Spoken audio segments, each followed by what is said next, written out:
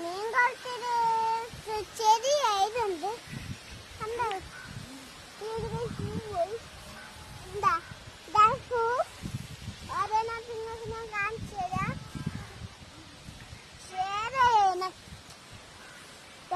പൂ ഈ അന്ത് പൂ കാണിച്ചു തരാം നിങ്ങൾക്ക്.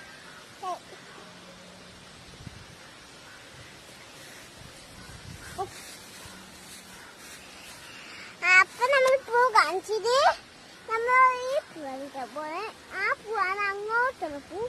ആ പൂവില് നമ്മള് ഇതേപോലത്തെ പൂ പറിച്ചെടുത്ത് എന്ത് ചെയ്യും?